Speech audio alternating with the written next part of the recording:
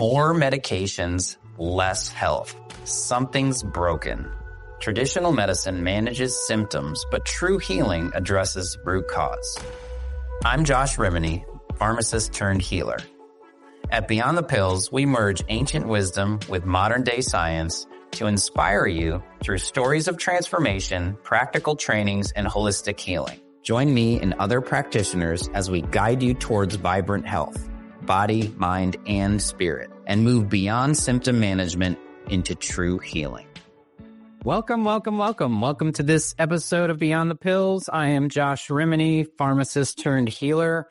And today we have an amazing guest, Dr. Randall Hansen. How you doing, doctor? I'm doing very well today. How are you, Josh? Good. We're gonna read your bio, but it's almost like my bio. So we're gonna just read it because we have the same mission, and then we're just gonna jump right on in. But sounds great. Dr. Randall Hansen, he's an educator, he's an author, and he wants you and everyone in the world to find healing and optimal health, living a long and happy life. He shares this passion and divine mission by educating and empowering people to be proactive about their food choices, find a healthy lifestyle, and heal from post-trauma. So these are the amazing things that we get to talk about. In the Healing Revolution Diet, it's a science-based new book that he has, which is a science-based approach to healing your gut, reversing chronic illness, losing weight, clearing your mind, and increase longevity. And it's a third in his trilogy of Wholeistic Healing Trilogy. He's also the author of both the groundbreaking Triumph Over Trauma. Psychedelic medicines are helping people heal their trauma, change their lives, and grow their spirituality and well-being. And the well-received Heal, Wholeistic, with a W, practices to help clear your trauma, heal yourself, and live your best life. Dr. Hansen's focus and advocacy centers around true healing that results in being able to live an authentic life filled with peace, joy, and love. I love this. Welcome, Dr. Randall Hansen. Oh, Josh, I'm so excited to be here. As soon as we connected and I saw that you're right, we align in so many ways, and there are very few, I think. I think there are people that are in the plant medicine space, there are people in the anti-big pharma space, there are people in the food and nutrition space, but there are a few that bridge all those, and I wasn't planning to necessarily, but I'm just so glad that the universe brought us together so we could have this conversation and hopefully more in the future. I'm already like resonating, like just the short conversations. I love how the divine interventions go and how we connected through this. But let's talk about that. Let's dive right in. Like, tell people a little bit about who you are, what you're doing. We'll definitely want to talk about your books. We have these awesome buckets to look about, right?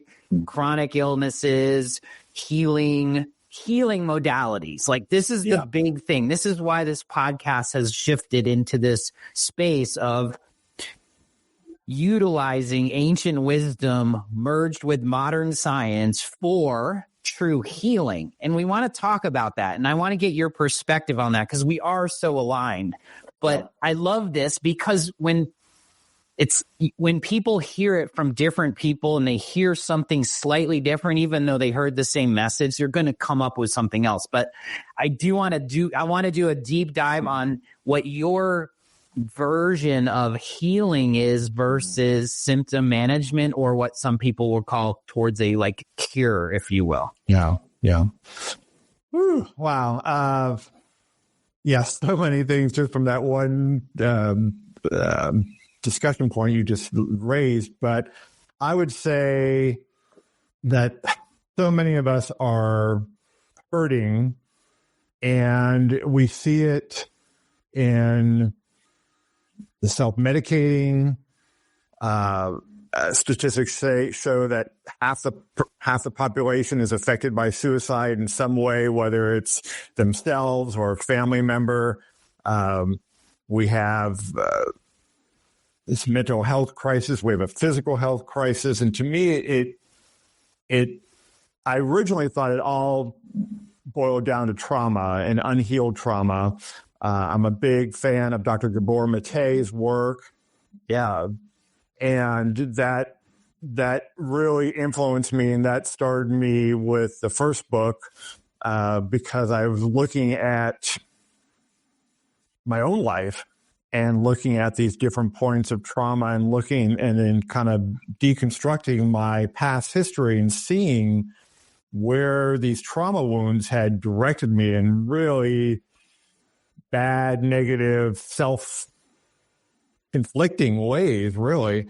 And so, but how do we heal that trauma? And so, of course, as you and I have talked about, it's give you a pill and it'll, and so many mistaken avenues we went down with SSRIs, but that's not healing the trauma. That's just covering a symptom of that issue. And so Gabor Mate really gets down to this idea that we have to face our traumas. We have to face those wounds and integrate them back into our lives if we are going to be whole again. And plant medicines, as soon as I started, and I had never done, it's funny when I'm talking to people my age now and we talk about psychedelics or plant medicine, I almost always hear, oh yeah, in college I did some mushrooms, right? Yeah. Or I went to the Dead concert and we did whatever. But I didn't do that. I grew up, my dad was an organic chemist, and he was, but I think he thought he was like a narc because he would walk around. We had a dog, and he'd come back from the dog walk and he'd be, I smell cannabis in the neighborhood. And he bought so into the, just say no, drugs are evil and all these aspects of that. So I did do cannabis in college, but I didn't do any psychedelics or anything like that. And so I was a newbie to it. But when I saw what these medicines do to just strip away the armor that we have to protect ourselves so we don't have to face that past trauma. Right. And just cut to that chase and say, no, you're going to face it in a safe way, assuming the setting is right. You're going to face this in a safe place, and you're going to learn these lessons now as an adult, especially if it's childhood trauma. And then afterwards, and the psychedelics aren't magic pills either, but they're a part of that process that then gets us to integrate what we learned in these journeys and see how can we then come back to our true selves. Like I can now look, now that I've been through a healing journey, I can look at points in my life and say, oh, wow, that's where that wound led me down that path because I was seeking something that I didn't get or from the trauma from that wound.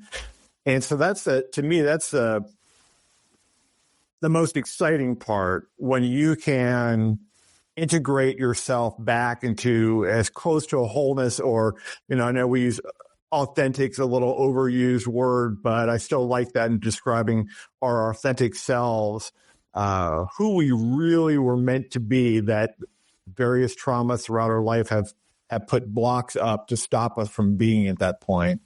I love it. And it's a great, and you did touch on the integration side, because I keep having that conversation with a lot of people. I've had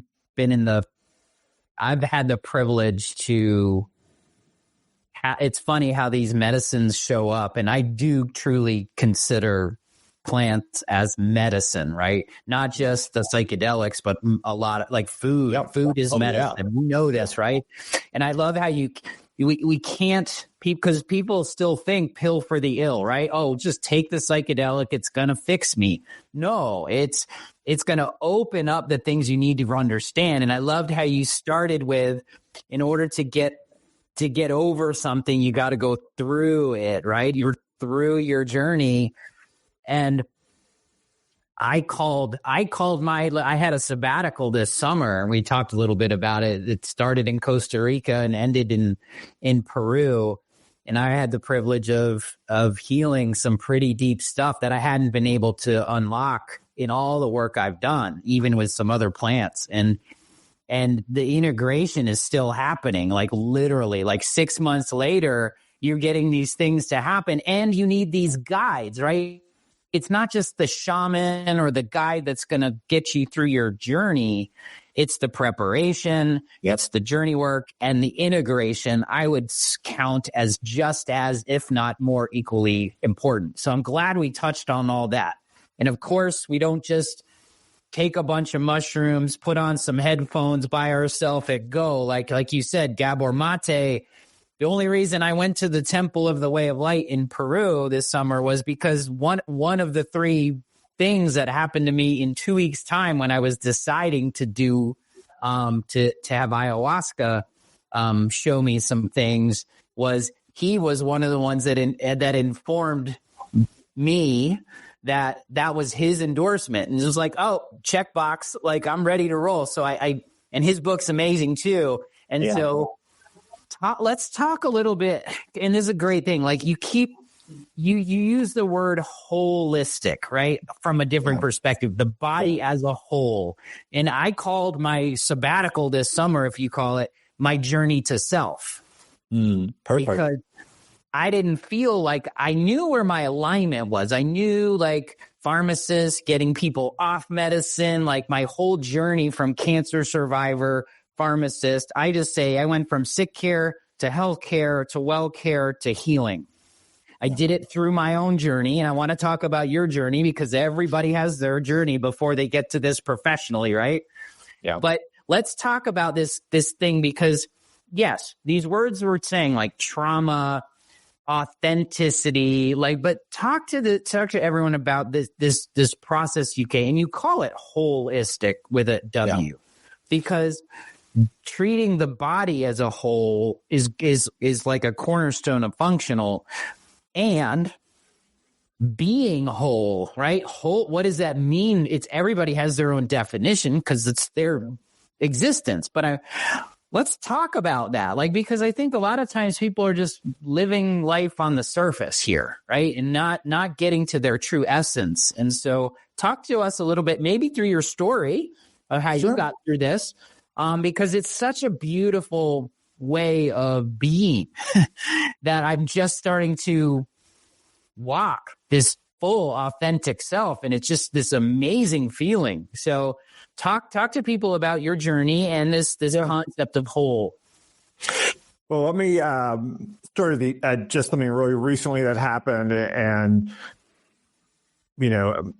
15, 20 years ago, I never would have believed it. And even today, even with the healing process, there's still like a 5% that says no. But I was on a massage table and I was getting massage. And sometimes in massages, you sort of get that little bit of mind-body separation. And because massage is so wonderful and you just start floating and my massage therapist plays all sorts of different music, but on this particular day or at this moment when I was sort of floating, Joe Crocker's "You Are So Beautiful" came on, and I felt like it was a divine message of saying,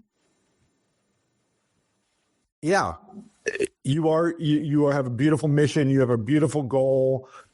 Believe in yourself. And like I said, if you had asked me at the height of my trauma, would you hear this song and think that God was speaking to you or singing to you directly? I would have said, no, that's the craziest thing I've ever heard. But, so that's sort of where I am now. And I will add that a healing journey in my mind is once you're on it for the rest of your life, because for sure. Or you're still learning things. You're still integrating. I'm still integrating. My ayahuasca experience was 2 years ago, more than that, maybe a little more than that. And I still am integrating pieces of that. So I think it's just still a journey. But so let's see how I started my healing journey accidentally. I was from Gabor Mate and others. There are two ways that we typically deal with trauma. One is we become sort of this workaholic, and we are driven to success because we don't ever want to think about the trauma. The trauma is kind of fueling our success. The other side is you crash and burn from the trauma because you just can't handle it. You don't think, you have shame, you have fear, you have anger, all these issues. And so I was one of the ones that was, my family growing up was you sweep everything under the rug. We don't talk about it. That we're the smiling, happy family to the neighbors. So if the neighbors ever were asked, by a news crew, oh, they were a happy family. And the denial family, right? Denial family, yeah. So, my dad was a brilliant man, haunted by his own trauma. He was somewhat of a functional alcoholic, but also an abusive alcoholic. That was trauma number one. I also encountered a spiritual trauma with someone pretty high up in the church that I was going to at the time. And the sad, funny part about that trauma was everyone in my life said, because again, that's sweeping under the rug, get over it, move on, not that big of a deal. Not that big a deal. Yeah. Right. That the guy is powerful. If you even try to do something, report it, he's gonna, crush you. And I just moved on, just stuffed it in like everything else, stuffed it in. And then probably the other big trauma in my life was my son had teenage depression, and pretty severe. And that was my introduction to SSRIs, and he hated every single one he was prescribed, and basically called his psychologist, said he went to a pill doctor because that's all the guy did. There was no therapy involved. It was, how's the pills working? Okay, here's your new prescription. See you next month. And one night, and he had a lot of suicidal ideation. And one night, I was sure he was going to do it because of things that were happening. And I stopped at a traffic light. Mm-hmm. And I just remember, nope, I'm sealing off my heart. His death is not going to affect me. I'm blocking this right now, which again is such a silly thing, but this is what we tell ourselves. Yeah. And, I'm just going to protect that love. It's locked up. So when I hear the news, I'll be prepared.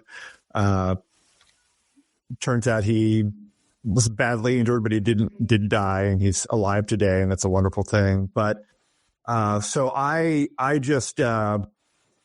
was a college professor. I just was on this path. I'm just going to get to full professor the fastest way I can. I'm just going to, be the speed demon there. I started my own business, and it was successful. And I was working, 16, 17-hour days or something like that, and just crushing it in the wrong way. And I just started noticing these little behaviors of acting out, of going, I'm going to take this night and go to the bar and just close it down, and just other behaviors, to the point where I was seeing some self-destructive, and I was wearing so many different masks. I was the happy son to my parents. I was the dutiful father mask to my kids. I was the professor, mask in my classroom. I was the colleague, and it was exhausting. And some people thought I had a nervous breakdown. Maybe it was partly that, who knows? But I decided after I got full professor and I reached this pinnacle where I thought, now I can just put my feet up on my desk and say, I'm done. I've reached my pinnacle, come kiss my ring as full professor. And I wasn't satisfied. It was all of a sudden I had this downtime, and I didn't like what I saw in the mirror. I didn't like my actions. And so I just decided when I was a child or teenager, one of my career ideas was to become a forest ranger. I never did that, but I ended up buying 40 acres of raw land in Washington State. I was living in Florida at the time, so people were like, wait, you're in Florida and you're going across the country to a state with snow and all these things. And I spent about 5 years. Oh, and by the way, I bought this forest. I thought it was super healthy. And then I had a professional forester come by and say, oh, no, it's so overgrown. It's unhealthy. You need to do something about it. So I spent 5 years basically by myself on the land, long hours, bringing this forest back to health, cutting down dead trees, pruning up trees, getting rid of invasive species and all these things. And I thought I was doing this grand work of healing the forest. But as I was into this process, I realized the forest was healing me. And I spent all this time alone with this beautiful, not meditation as we maybe call it today, but in my mind, it was definitely a spiritual healing. It was a healing of my soul. And that was the first step. So nature has always been probably my top healing modality. I still use that today. I live on a little 30-acre hilltop today for the same reason that, if I am having a bad day, I can just go outside, take a 1 mile walk on my property or whatever, and get back into that tune, back into that rhythm. And so that was the beginning of understanding healing in this process. I didn't know about the other modalities. I didn't know about plant medicines at that point. And then my wife heard this podcast from the founder of Heroic Hearts Project, which is a nonprofit that sends veterans to Peru for ayahuasca ceremonies. And she said, you have to listen to his story. And he is a typical veteran story, typical person with trauma story. He came home, thought he could go right back to his financial career, tried doing that, went to Wall Street, found he was heavily self-medicating with alcohol. He grew up as a dare kid, so he wasn't going to try drugs. The VA, went to the VA, all they offered him were SSRIs and anti-anxiety pills and these things. He said, no, I don't want to do that. And as the plants work, as we talked about, one of his friends saw him really struggling, and he said, have you thought about plant medicine? And he said, you should really consider ayahuasca. And so Jesse eventually did go down there, had this amazing healing ceremony. And one of the messages he got in this process is you need to start a nonprofit to help all your fellow brothers and sisters who are in as much pain as you were. And so I had never heard of ayahuasca. And again, being this kind of in this narrow window, never really heard about psychedelics. And that, as the educator in me said, click that on. I said, I need to research this, and did a deep, deep dive and realized how many lies we had been told about plant medicines and psychedelics. I was thinking about something you said earlier, which is so funny with ancient wisdom. I had a meeting just this weekend with my local psychedelic society, and we were talking about there were 1,500 studies done last year on psychedelics across the world. And I kind of joked, it's like, and yet we still need another one. We still need another study. And yet we know, especially with psilocybin, probably iboga, probably even ayahuasca, for centuries and centuries, if not, since the beginning of time, practically, or beginning of humanity, people have been using these medicines for spiritual healing, for community, which is so wonderful. And so there's this massive body of evidence, but there's also lots of evidence in the 1950s with psychedelics. LSD especially were used by therapists as a tool for therapy. And, Nixon shut that down. Nixon and Congress shut that down with the Clemson Act. And then all these lies about what they can possibly do. So then that led to that also led to Gabor Mate at that time. And then that led to, of course, How to Train Your Mind, and then doing some of my own work with psychedelics, partly for research for the book, but really because I still was feeling I wasn't quite cleared of some of that trauma, like you said. And that's the thing that led me to the second book, but we'll get to there in a second. So I wrote Triumph Over Trauma because while I love How to Change Your Mind, I think it's a great book, it gets too technical at times, and I thought very historic too. It's because my journey with psychedelics is full circle, because I was, I'm still admitted today, my favorite band is Fish. So I traveled the world. I got used to some of those from a recreational perspective, but they also gave me insights. Oh yeah. And I never did any of the, let's call them low vibrational, addictive substances. It was like psilocybin. It found me in college, a little bit of cannabis. And all of a sudden it was like, when that book came out, it was like my life print and plan was like, you were exposed to these for a reason, and now you're going to look at them from a healing perspective. I read that book, but it took me effort to get through the first third of it. Effort. And I love reading, Randall. Like, I'm a learner, but it was such a beautiful thing to open my eyes up. And that's when I started to go into the healing side of it, because I had a relationship with it in some ways. It wasn't foreign to me. I knew kind of what it was going to look like and feel like, but then I put on the healer idea, and that's what drew me further beyond just functional medicine and moving through that and into this we didn't touch about this, but the pill for the ill approach works for pharma. It works for big food, big pharma. It doesn't work for people, because what we're talking about here is true healing, right? Healing means, this is why the psychedelics are such great, because they're doing MDA assisted psychotherapy now. We MAPS is put psychedelics on the map again. And we're getting to this place where, I don't know, we can talk about it a little bit. I'm a little yes, FDA approval is coming, and that means pharma is going to be in there. So it's going to be a little interesting how this unfolds. But when you're talking treatment refractive, PTSD,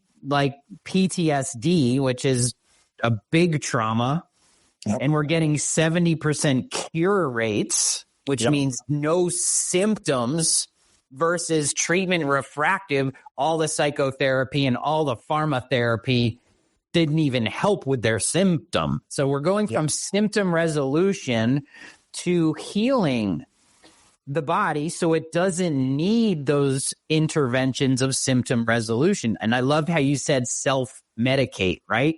We're self-medicating. And let's back up a little bit. Trauma doesn't have to be something huge either. We all have programs, right? From 0 to 7, we are programmed. We are protected. Everything that happens around us. And as our adolescent age goes through, these protective mechanisms we've all built for ourselves, the armor, doesn't really have a place in our adult lives because we're pretty safe. We own our own stuff. We have free will.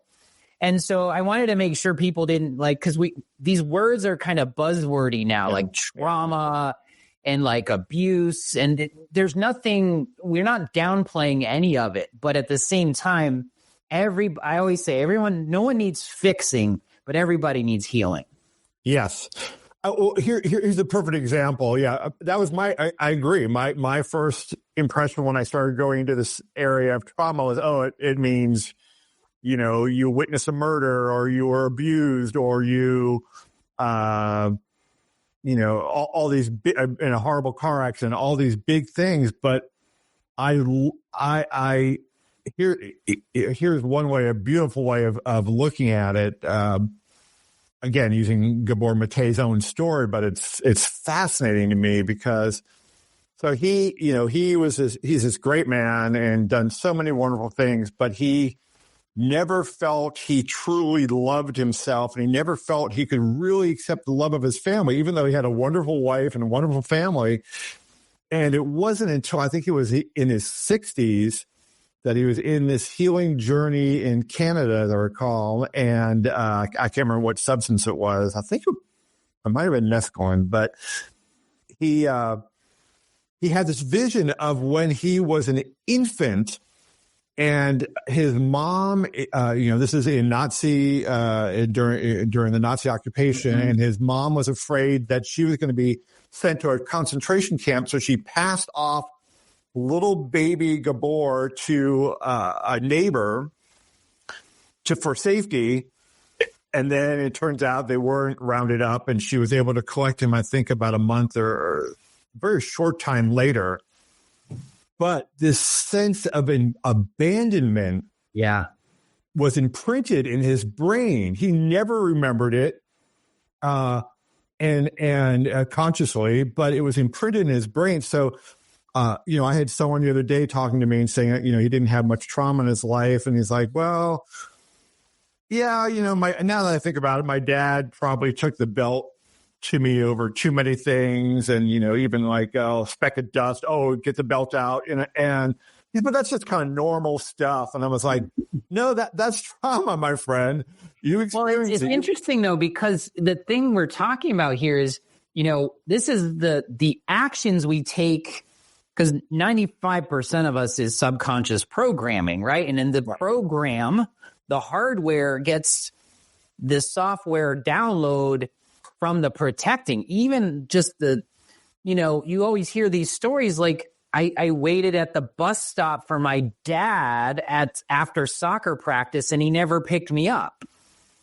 That one event could trickle into this whole thing. So but our subconscious, our conscious brain talks about it from the 49-year-old perspective of Josh. It says, it wasn't that big of a deal, right? I got through it. We had a broken family. My mom yelled a lot. Everything was good. And it's like, no, because all the stuff underneath is you can't necessarily consciously control that. We can certainly be aware of it. But now we're talking about these modalities, because we're just talking about, you also talked about forest bathing and the nature, like being and this is why I love plant medicines too, is because, and I utilize them in nature quite a bit because of that connectivity of this powerful thing of the trees healed me, right? You can talk to trees. This isn't crazy stuff. This is like, I love that part of your origin story, because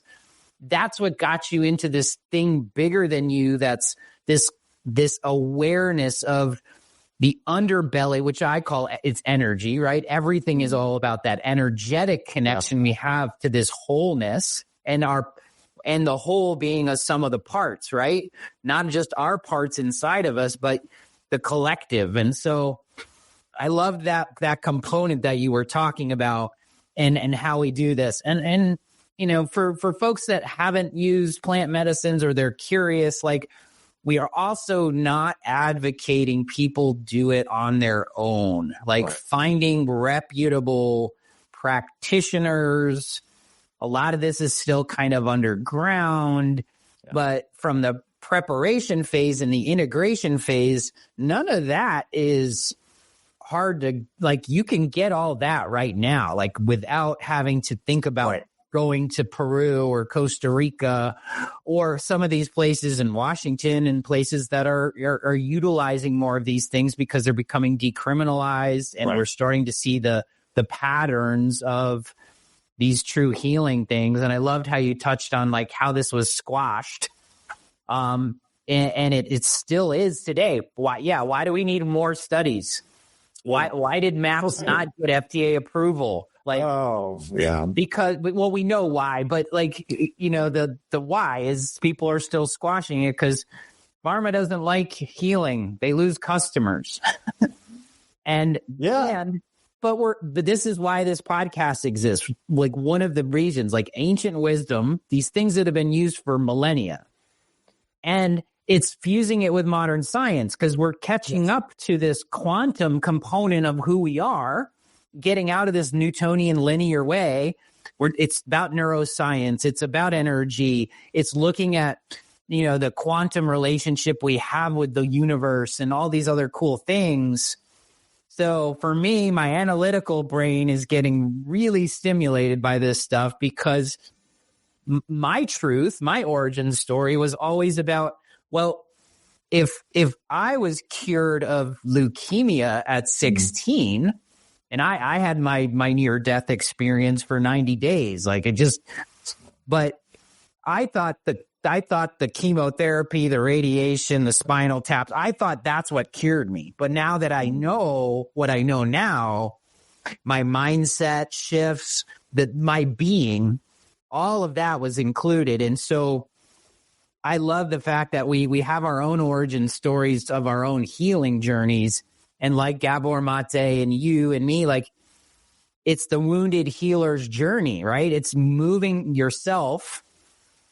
And this is just healing, but we're also talking well care too. If you're a functional medicine provider, and you're talking about gut and reversing chronic illnesses and losing weight and clearing your mind and increasing longevity, you got to walk your walk. You got to be the product of your product. Yeah. And patient number one is always you.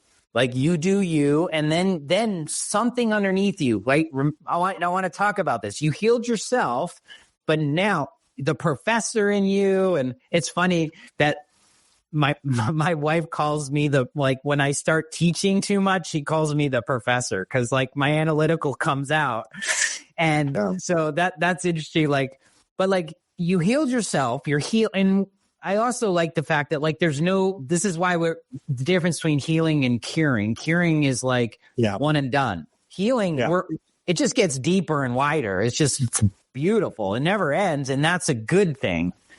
But talk to people about this calling that you started to get out of your own journey of writing these books and educating more people towards this process, because not everybody heals and then it feels compelled to help others.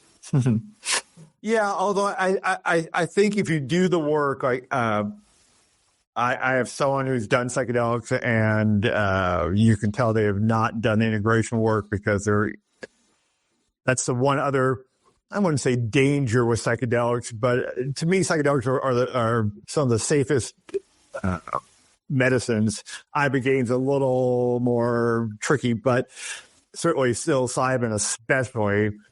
But you have to do but one of the things they do is they can either inflate your ego and say, oh, you are the greatest, or they can be a tool for healing. And so this person I was talking to the other day is oh boy, you have definitely not done the integration part because the medicine must have told you are wonderful and the ego is inflamed. But that's an interesting point. Yeah. So one other thing too about the study that I just want to say, I agree. The geeky part in me, the one part of this, the rush to do new psychedelic studies that I do love, or all the brain imagery and the neuroplasticity and the neuroscience. That part's really exciting and cool. So I'm glad they are doing those studies. But, the efficacy we probably knew in the 50s from that original research, and we just keep doing it. Yes. I do want to pause 1 second because when I hear pharma commercials, they drive me nuts. This is one of the reasons why I still don't watch TV. But it's... when we talk about plant medicines, especially, and other healing modalities, because we're talking breath work, meditation, all sorts of different philosophies of healing, Ayurvedic medicine, holistic medicine, food is medicine. Yep. There's no LD50. You can't die from this stuff. But these drugs, just look at Ozempic these days. It's these biologic drugs that screw the immune system over and cause cancer and heart attacks and all these other things are acceptable risks. And the FDA hasn't gone into this place of this is so safe, so effective. There's literally no side effects outside of the journey, right? Because they can be challenging, but there's no there's so much irrefutable evidence that it's almost, it's so oxymoron for me to just think about like these this is the pharmacist, the old part of me, right? And the pharmacist is like, we teach people about side effects, but they're really effects of the medicine that are negative. People die on this stuff. Yeah. At the very minimum, they're having severe things where, of course, the West world goes, well, take the medication, then take this medication for this side effect, right? Yep. Let's go down that roll. We talked about that earlier, but these medicines, these techniques, these tools in our toolbox for healing are so completely safe when done correctly, right? Yes. Setting, the right guide, the right integration. Yep. And that's the essence of why we're talking today, is because we need to raise awareness here. Yeah. And get people out of that think box that these things are horrible. Now, they're not for everyone either. Like, true. We could do, I just had a podcast episode that's probably dropping soon, as well as like, we talked about neuro-linguistic programming and hypnosis and these other things to get underneath that subconscious. And I want to say one thing, because I did a brain map on myself pre and post ayahuasca. So I proved to myself it is a 55-point, QEEG, like the real deal. Cause my friend's she's a neuroscientist, and then she does a lot of brain training with people. And so I did it. I was literally showed, and just to show people that we're not talking like theory here. These is real. Right. Like the data is showing. And the place that I, like my little Josh, the space between age 4 and 8 on the Broadman area, that was shifted dramatically. And I did it 30 days after my experience, so I could make sure it wasn't just during the experience. Right. Yeah. And my friend came back with her notes, and she's like, we don't see this with our work. It takes like 6 months, years to get what happened to you. She was so excited for me, but it was like, but the validation back of where my intention was and what I was trying to heal. And then her telling me what area was like completely resolved or more like healed was like icing on the cake for this analytical guy, which I just wanted to share that with you because you said neuroscience and we were talking. I actually did a test on me. And it was cool. I'll happily share it with you because it was. Those brain scans are so crazy. And that is one thing we didn't talk about, but that's the cool thing about psychedelics is because they forge not necessarily new connections, but connections that have been sort of put aside or not functioning properly. So that, that connection to that childhood trauma has been so dusty and old and fragile that you don't think about it, but the psychedelics finds that, say, no, we need to reconnect here so you can understand it and you can become a whole. And I love that. The other thing I love that you said, and thank you for this, is even people within psychedelics still say, beware the bad trip. I'm like, oh my gosh, that's the drug ward language. Yes, they can be challenging. So I thank you. Yes, some trips, if you had gnarly trauma, they can be challenging, especially if you're not quite prepared for it, which again, why preparation is so important.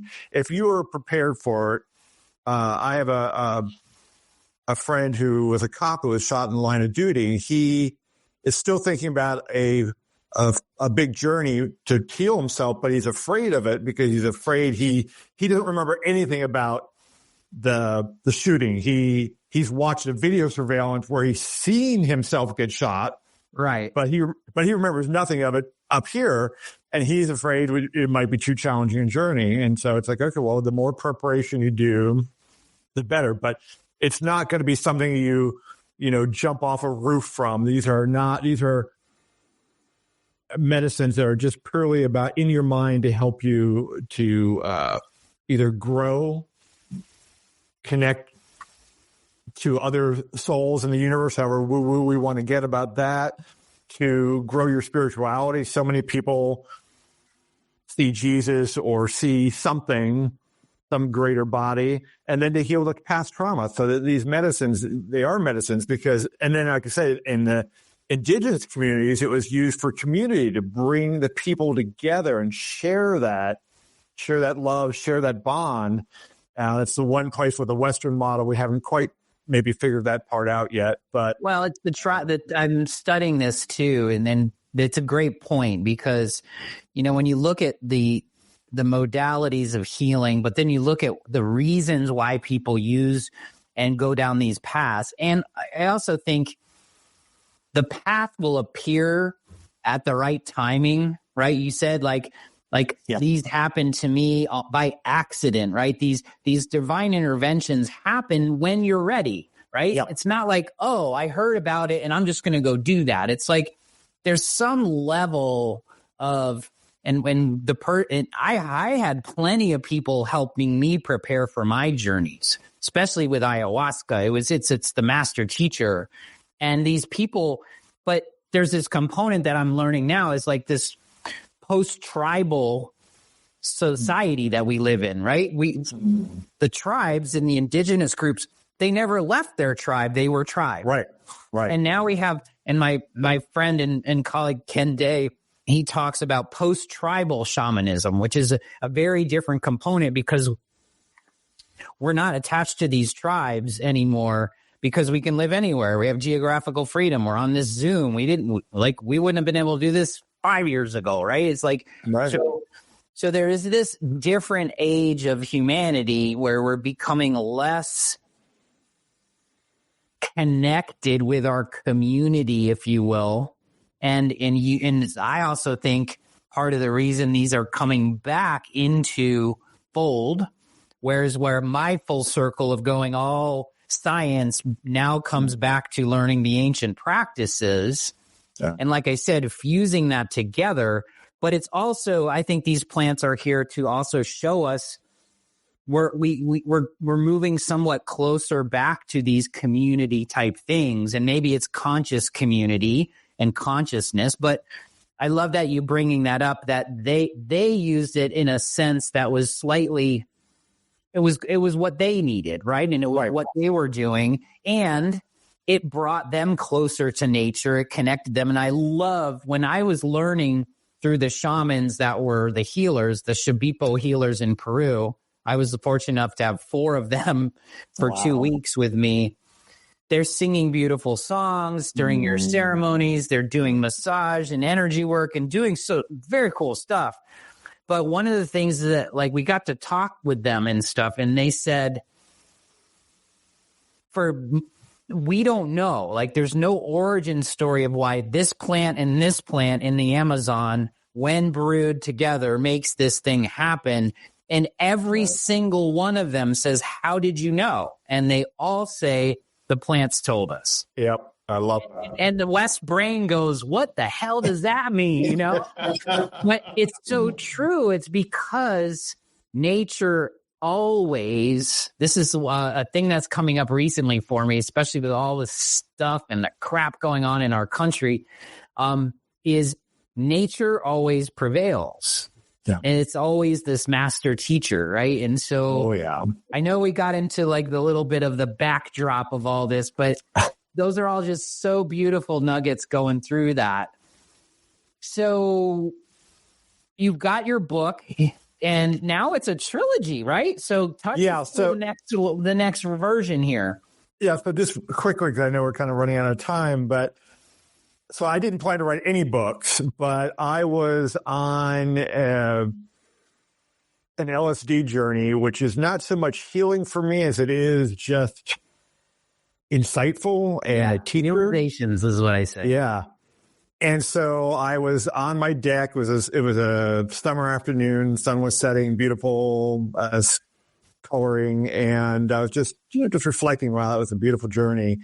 And again, this is one of those things that no one will understand, but there was some energy, is the best way I can say it. It wasn't a voice. It wasn't, written in the sky, but it was, you're going to write a book about psychedelics, and here's what you're going to include. And I ran inside, grabbed a pen and paper, and I went back outside because I felt like I had to be in the same spot. And the final contents of Triumph Over Trauma was about 80% from this, what people call a digital download or whatever that was. My own brain, who knows what that was. But so I wrote that book. And that led me to realize, well, many people doing psychedelics were also doing breath work. They're doing meditation. They are looking at spiritual healing. They are out in nature. And one of the things that really stood out was, of course, with ayahuasca, there was the dieta, the diet, and so that became the sixth element of the healing modality, and that led to the second book. And then I thought I was pretty much done because I said, okay, now you have all these healing modalities, please go out and heal. And then as I was writing that book, I started realizing I thought the lies about psychedelics were bad, but the lies and mistruths that we've been told about nutrition, and the ultra processed foods, and that sugar is great, but fat's bad, and eggs are, all these things. I said, oh my God, I have to write a book about nutrition and kind of correct all these crazy lies about it. And my wife and partner was like, as I was finishing the third book, she's like, no more LSD for you for a while. But those are it's full circle though.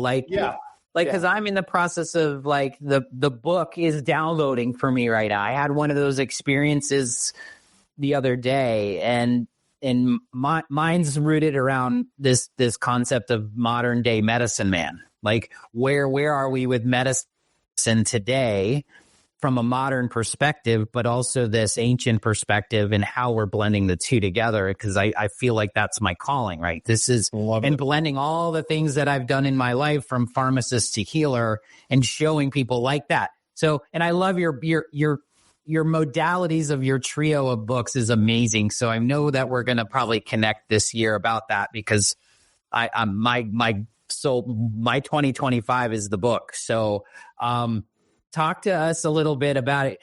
I sense we're going to have another recording because we're talking. I'm working a lot in this field right now of metabolic reset, big food, big pharma, ultra processed foods, the jab for the ill now, not the pill for the ill, and how awful if this pendulum swings down that direction, what's going to happen? It's like, oh, let's just put the juice on all of this stuff. Because I've been teaching for many, many years this concept of food is medicine and food is information, and using it as the cornerstone of your healing journey, not an afterthought. Right. And so that's your new book, right? The Healing Revolution. The Healing Revolution. Yeah. Let's talk a little bit about that. Okay.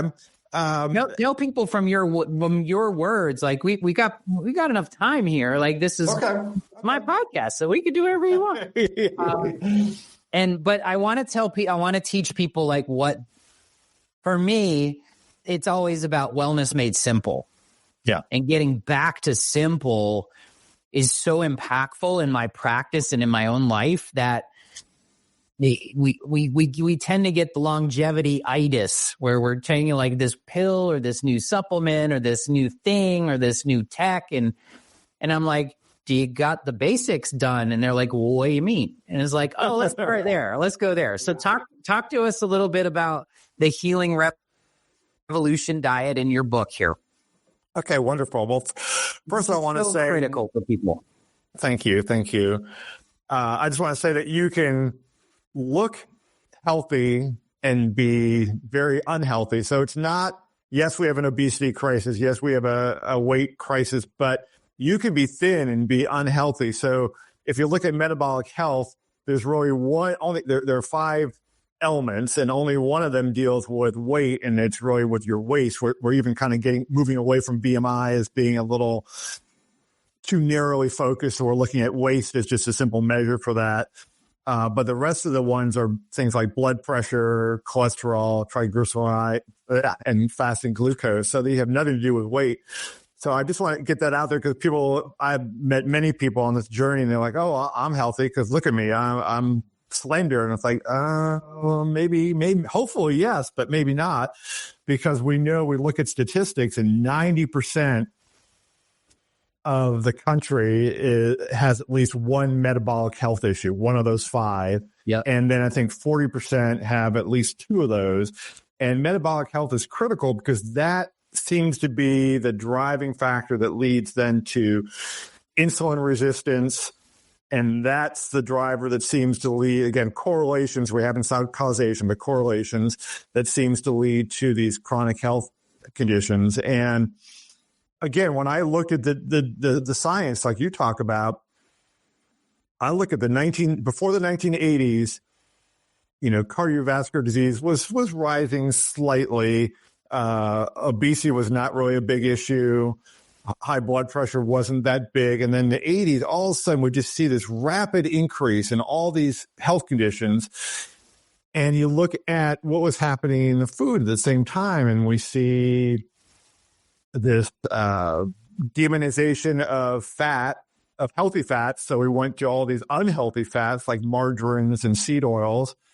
And we said sugar is fine. And we're seeing more and more that sugar, especially the fructose molecule in sugar, is just extremely dangerous to the liver. And then this fatty liver then causes problems in the gut. Gut leads to inflammation, chronic inflammation. Again, it's that driver that brings in the insulin resistance and this issues. So and the other thing we do with food is one of the other things we self-medicate our past trauma with. And food, this is the funny thing about, I know you know this, but this is the funny thing about SSRIs too, is though, we had this long time where we thought serotonin was the issue, and we also thought serotonin was in the brain. We now see that so many of these receptors for serotonin is actually in our gut. Yeah. And so they're coming back to this food as medicine, and what are we putting into our bodies that the organisms within our bodies want to eat, and we've been killing those good gut microbiome the bacteria with the food we're eating, but also with many of the prescription drugs we take, as I think you mentioned earlier, are anti-nutrients. They actually take nutrients away from the food that we're eating. We overuse antibiotics, both personally, doctors, we have a virus, the doctor still gives us antibiotics. For sure. Yeah, overprescribing. And then 70%, I think, something along that number of antibiotics in the country are actually used for animals and feedlots. So we're also somehow, smaller amounts, obviously, but we're getting antibiotics from the food we're eating as well. So we have all these anti-nutrients going in. And I just think we're at this tipping point, both mentally and physically, that can be turned around. And the simplest advice would be cut down on your fast foods and your ultra processed foods. We're at a point now where we spend more money on takeout and fast foods than we do grocery shopping. That's the typical American household, because convenience. And so I think that brings us full circle too, because convenience can be a wonderful thing. We have many things that have convenience has made our life so much better, like this conversation right now. But it's also made us lazier in a sense. I can use Alexa. I don't have to get off my chair to change a TV or change a station or turn lights on in my house. I can get my food delivered right to my door through Grubhub or whatever else. And so and then we have all these convenience foods, and I can just pull it out of my freezer, stick it in my microwave, and don't even get me started about plastics and microwave. But, so it's just this cycle. And so I didn't, back to your earlier question, I didn't have this grand plan to be this person that kind of shouting from the mountaintops. But the more I looked into it and the more I just see and yes, this last political season was some of the worst anger and fear and shaming that I've seen in a long time. And to me, that's a reflection of both our physical health, that we're struggling with that, and our mental health, we're struggling with that. And so food is if you could do anything, eat more what I call real foods, which are just simple one food ingredients, apple, carrot, have more vegetables, just don't buy that frozen pizza, the frozen nuggets, all those things that are the ultra processed foods. I call it clean eating. In fact, yeah, sure. I've done a Clean 14 challenge, and it's a download now that I'm moving towards a free course for people, because I say eat from the farm, not the factory. Yep. Yeah. If you can't pronounce it, don't eat it. Wonderful. Drink more water. Yep. Like no sugar, no flour, like get rid of the whites, right? Yep. And I love what you brought in. Like there's a book called Eating Animals, and it was one of the first books I read years ago. And it talked about our country's obsession with cheap meat, which is full of antibiotics and hormones. So thank you for lifting that awareness up again towards where all the antibiotics come from. Yeah. There's overprescribed for sure, and it destroys your gut, but don't eat any hormones or antibiotics if you're eating meat. And it's easy to find that. You just have to look for it. So we just call it clean eating rather than this diet or this diet, because diets are not meant to be permanent. I call them food plans, right? Yeah. Yep. And I'm sure I'm going to grab a copy of your book. Where do people find your book? Best places on Amazon, definitely, and Barnes & Noble. As terms of online, they're probably in some other bookstores, but online, those are the two best choices. Awesome. I'm super glad. We will post those in the chat for this episode as well, where people can. So where can people find you, Dr. Randall? The best, I post on all the platforms, but LinkedIn is the one that I have the most traction. So I'd say please connect with me there. RandallSHansen.com is my website, and that has the links to all three books, as well as I also have, I've probably now posted about 100 articles on all these elements of healing and health. And so part of my thing is you don't need to buy my books. I would love if you did, because I'm for Triumph Over Trauma, I'm donating all the proceeds from that to Heroic Hearts Project for the helping veterans. Beautiful. With this new book, what I really want to do with the proceeds from the Healing Revolution diet is give little mini grants to young farmers in my area, or even beyond my area if it's that successful. But, I have a neighbor who's in her 30s, and she's just started farming about 5 years ago. She has some animals and chickens, eggs, all that stuff. And, always is needing something new. And I'd love to be able to say, here's $10,000 grant to build that new barn or start on this new project or whatever it might be. And so, but I also don't want to say, oh, well, you have to buy my books to get this healing and health, because again, my mission is, for lack of a better word, people might call it, weird or wacky, but I feel it is a divine mission that I just have this imperative where I wake up every day. How can I reach people to get them on a healing path? And again, so when we connected a couple of weeks ago, and then especially when I saw your background, I was like, there's that divine or universe working again. So wonderful. Yeah. I just loved hearing your story, because it's truly like my life story too. Like we've gone through our own journeys, like all the things you've saying are like very mirroring for this journey we both been on. And I love that. I'm going to buy books for my friends now, because I know that you're moving the mission further. It's not just buying my book so you can heal. It's like my book in itself can heal, because I'm donating these things, which is where I love to be in this heart-centered space. Is like, you're here because it's bigger than you and you're doing good in the world. And that in and itself helps you do good from it, right? And so that mission centered, this is why I love my Beyond the Pills.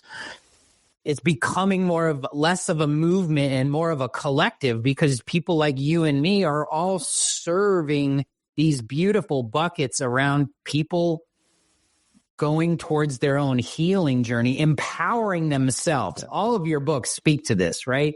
Empowering people to get on their own hero's journey. Yeah. Like the doctor, the psychiatrist, they're all good tools, but nobody needs to tell people what's wrong with them and then prescribe them some pill that's going to mask them the symptom. Now, my mission is to deprescribe 10 million unnecessary medicines, not just to, because medications are important for people, right? We don't want to get down the fact that they're not always necessary. But how do you make a medication? I don't call them medicines anymore. How do you make a medication unnecessary? It's doing the stuff your books talk about. It's doing the lifestyle. It's changing those habits. It's putting food in the mouth. Like, you can reverse diabetes with food. I do it all the time. Like my metabolic reset program, I'm charged to teach independent community pharmacies nationwide to put this program in place, because it is the truth. Like, why you can make these medications unnecessary by doing some of these things. Yeah. So, and let me add quickly too that, it's not, you're not, predestined to have health issues. And that's the other thing we've learned with the research, which is kind of cool. We used to think it's genetic. I had a woman come into a place where I volunteer, and she was drinking a sweet tea, and was a little overweight. And we got to talking, and I said, "Oh, how many of the sweet teas do you drink a day?" And she said, "Oh, probably about 4 or 5. And she was from the South, but lives up here now. And I said, "Oh, that's kind of a lot. And I know sweet tea is pretty darn sweet." And she's like, "Yeah, I'm probably gonna get diabetes." She said, "Yeah, my mom had diabetes, my aunt had diabetes, my sister had a diabetes, so I'm just gonna get it." And it's like, and I said, "No. I said, it's the diet that's doing this. It's a lifestyle. It's not." Genetics, yes, it plays a small role, but it is so much food. And I love that you said that, because, all these chronic diseases, we're now, some people are now calling Alzheimer's type 3 diabetes. Yeah. And we can revert, if we catch these things early enough, we can reverse it through food and lifestyle. And I love that you said that, because that's the hope too. We can pull back. And yet I love your mission of prescribing, because I do watch, I have the cheap version of some streaming, so I do have to watch some of those ads, and I just get sick every time I see, "Oh, now I can sing and dance, I can play guitar, I can bowl," and then the side effects say stroke, death,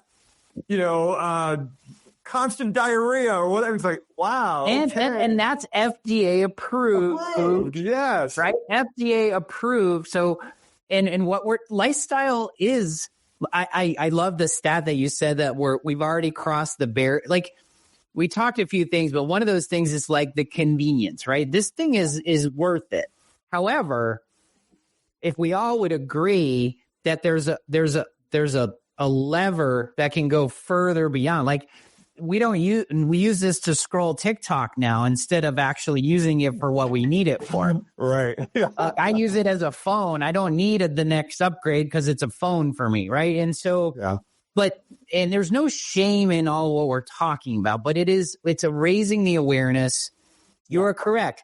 Up to 80 to 90% of all chronic conditions are a lifestyle problem. We didn't do the deep dive into epigenetics and how genetics, our environment, and how our genes interact with the environment. And one of those things with the environment is food. It's lifestyle choices. It's sleeping better. It's exercise and movement. It's having those relationships that are healthy and shedding the toxic ones. We didn't even talk about stress and burnout, but we know that, like, we could go on forever, right? That's why this podcast has just got so much fun for me, because we've got all these things to readdress and get more awareness to. So I love what you're doing. I can't wait to help support you in your mission in any way that we can. Check out his book. It's got dual purpose for you and for humanity because he's helping others through his mission. And if there was, let's end with the love question I always give is like, if someone was listening to this, what would be the one thing that you wanted them to do? Ooh, I would say easy first step of anything would be to give up, even just for tomorrow, for today, a sugary beverage, whether that's a soda, energy drink, electrolyte, whatever it is. We are consuming so much refined sugar these days in this country, and you'd be amazed. I did that myself 22 years ago. I gave up soda, and I was drinking full sugary soda, and then within that first month, I lost 20 pounds, brain fog disappeared, I had more energy. So I think, if you're healing, any kind of journey, health or healing is scary. It looks like a mountain. How am I ever going to get to the top? But if you just take one step, or another step would be just go to my website and start looking at some of these resources. Go to your website, start looking at some of those that you have, because just one little step, and then next day take another one. Simple as that. Take the micro step, and I love posing that question because I love questions that have more than one answer, right? And so that sage advice is something like that. Like, we don't need to eat 40 pounds of sugar every year. Like we don't. Like my kids, we always look at the thing. If there's 5 grams of sugar or more, it's not a snack. Like it's candy, it's sugar, and it's hidden. Like, look at your labels, guys. It's hidden everywhere. So I love that advice because it is that simple. Because I think it can be daunting. Like, I have all these complex chronic components, and it's like, no, get rid and see what happens. Like, give it 4 weeks and just see how nature and biochemistry take over. Yeah, like you said, 20 pounds, just shed it away because of that, right? So, yeah.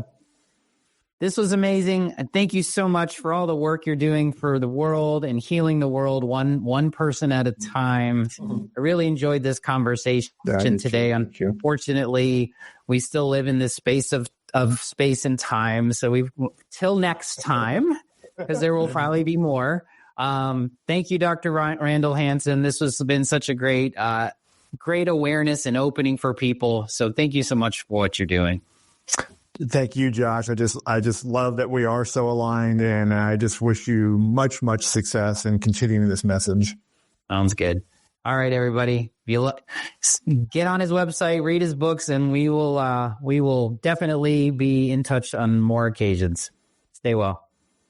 Thanks for joining me today on Beyond the Pills. If our mission to de-prescribe 10 million unnecessary medications resonates with you, share this episode, subscribe, and leave a review. Whether you're a practitioner or someone ready to reclaim your health, visit rx2wellness.com for free resources to begin your journey. Together, let's go beyond the pills and co-create a world of vibrant health and true healing. Until next time, live better and stay well.